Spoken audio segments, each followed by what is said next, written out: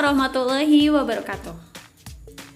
Assalamualaikum warahmatullahi wabarakatuh. Hai sahabat Indonesia, bagaimana kabar kalian hari ini? Semoga kita dalam keadaan sehat dan tetap bersemangat untuk belajar bahasa Indonesia. Ya, bersama saya Vivin Fadria, kita akan belajar struktur dan kaidah kebahasaan teks negosiasi. Nah, ini adalah materi lanjutan dari video saya sebelumnya. Ini adalah materi Bahasa Indonesia kelas 10 semester 2. Ya, kali ini kita akan belajar tentang pola penyajian teks negosiasi, kemudian struktur teks negosiasi, dan kaidah kebahasaan teks negosiasi. Ya, kita masuk pada materi pertama, yaitu pola penyajian teks negosiasi. Nah, jadi teks negosiasi itu disajikan dengan beberapa pola yang berbeda.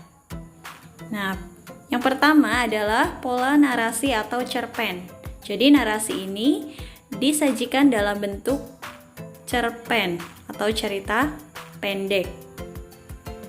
Yang kedua, dalam bentuk dialog atau percakapan, seperti yang kita lakukan sehari-hari.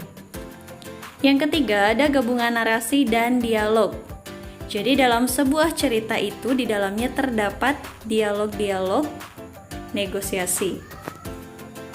Yang terakhir berupa surat penawaran dan permintaan barang atau jasa. Jadi ini ditulis dalam bentuk surat penawaran atau permintaan barang atau jasa. Ya, kemudian struktur teks negosiasi atau bagian-bagian teks negosiasi. Seperti teks pada umumnya, teks negosiasi juga terdapat bagian-bagian di dalamnya. Yang pertama adalah orientasi. Nah, setelah orientasi kita masuk pada pengajuan, kemudian penawaran, dan yang terakhir ada persetujuan.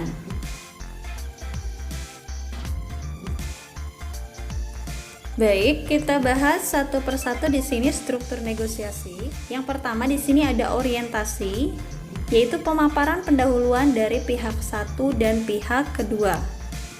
Kita lihat contoh berikut.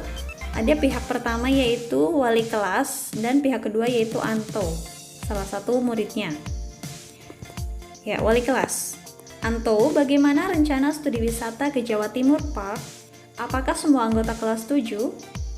Nah, di sini pihak satu atau wali kelas menyatakan tujuannya atau pendahuluannya melakukan negosiasi dengan Anto. Nah, dia menanyakan tentang rencana studi wisata ke Jawa Timur Park. Selanjutnya, setelah orientasi, kita melanjutkan ke bagian pengajuan. Nah, pengajuan ini adalah konsep kedua belah pihak untuk dijadikan bahan pertimbangan menuju tahap selanjutnya. Kita lihat contohnya. Nah, kita tahu tadi wali kelas pihak pertama dan pihak kedua adalah Anto. Anto itu seorang ketua kelas. Nah, Anto, saya sudah berbicara dengan mereka, Bu. Cuma ada usulan studi wisatanya diganti ke Pantai Kuta aja. Nah, di sini Anto menyampaikan konsepnya kepada wali kelasnya bahwa ada usulan studi wisatanya diganti ke Pantai Kuta. Nah, ini akan menjadi pertimbangan untuk ke tahap selanjutnya, yaitu tahap penawaran. Nah, penawaran di sini merupakan alternatif solusi yang harus dipertimbangkan. Nah, jadi jika tadi sudah mengajukan, kemudian jika belum disetujui, di sini akan terjadi sebuah penawaran. Nah, ini akan berulang ya, bisa jadi berulang antara pengajuan dan penawaran jika belum mencapai persetujuan. Nah, kita lihat contohnya. Nah, kedua pihak ini, wali kelas dan ketua kelas, di sini sama-sama mengajukan penawaran. Nah, setelah wali kelas menawarkan, "Wah, Anto kenapa pada minta seperti itu?" Kemudian Anto menawar lagi. Karena sekolah kita sudah sering ke Jawa Timur Pak Bu, sedangkan Pantai Kuta belum pernah sama sekali. Nah, ini bisa berulang. Ke bawah jika belum mencapai persetujuan, akan ada pengulangan pengajuan dan penawaran sampai tercapai sebuah persetujuan. Nah, persetujuan di sini adalah pemilihan solusi untuk kesepakatan. Jadi jika sudah setuju, mereka akan mencapai sebuah kesepakatan bersama. Kita lihat contoh akhir percakapan tadi. Wali kelas, "Baiklah kalau begitu, secepatnya kamu berbicara dengan beliau, laporkan ke ibu hasilnya." Sedangkan wali kelas, "Iya Bu." Jadi di sini mereka menyetujui untuk berbicara dulu ke kepala sekolah, maka setelah itu akan terjadi sebuah kesepakatan. Baik, mari kita lihat contoh analisis struktur teks negosiasi berikut. Ini adalah negosiasi antara wali kelas dan ketua kelas tentang studi wisata ke Jawa Timur. Di bagian orientasi, wali kelas menanyakan bagaimana rencana studi wisata ke Jawa Timur Pak. Nah, apakah anggota kelasnya sudah setuju? Kemudian, wali kelas mengajukan usulan studi wisata diganti ke Pulau Bali atau ke Pantai Kuta. Kemudian, dilakukan tawar-menawar. Wali kelas menawar kenapa anak-anak meminta seperti itu. Kemudian, ketua kelas juga menawar kembali. Pantai Kuta itu belum pernah dikunjungi sama sekali, dan sekolah mereka sudah sering ke Jawa Timur. Kemudian, wali kelas mengajukan bahwa dia sudah membicarakan rencana ini ke Bapak Kepala Sekolah dan Kepala Sekolah sudah setuju.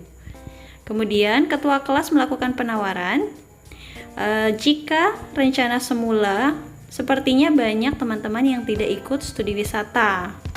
Kemudian wali kelas mengajukan kembali, dia sudah mempersiapkan semuanya dan dia mengajukan usulan bagaimana atau seperti apa usulan yang harus dilakukan mereka. Nah, Anto menawarkan untuk menghadap ke kepala sekolah dan membicarakan tentang rencana studi wisata ke Pantai Kuta. Kemudian akhirnya terjadi persetujuan antara wali kelas dan ketua kelas. Nah, wali kelas setuju bahwa Anto akan berbicara secepatnya dengan kepala sekolah dan ingin tahu hasilnya. Maka di sini terjadi sebuah kesepakatan dari negosiasi wali kelas dan ketua kelas. Ya, kita masuk pada pembahasan selanjutnya, yaitu ciri kebahasaan teks negosiasi. Nah, di sini ada beberapa ciri negosiasi yang akan kita bahas. Yang pertama, ungkapan persuasif atau bahasa untuk membujuk. Kedua, berisi pasangan tuturan. Dan ketiga, hasil kesepakatan tidak memberatkan atau merugikan kedua belah pihak yang bernegosiasi.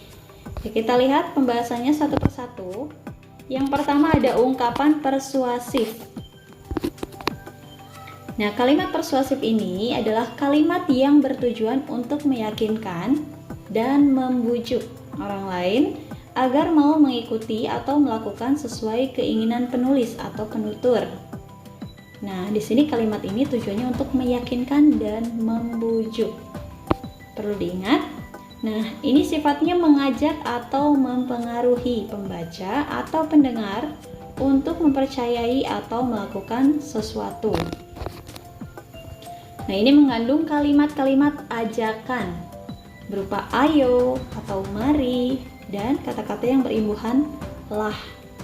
Misalnya ayolah, marilah. Kadang-kadang disertai dengan alasan agar pembaca dan pendengar yakin. Nah, kemudian diakhiri dengan tanda baca seru. Oke, sebagai penanda ungkapan persuasif. Kita lihat contohnya di sini kalimat persuasif. Dengan produk memasak kami, Anda akan mendapatkan banyak keuntungan. Jadi, Anda tidak akan repot lagi ketika Anda akan memasak suatu makanan. Maka, Anda tidak perlu ragu lagi jika Anda ingin mengharapkan hasil yang maksimal. Ayo segera beli produk kami.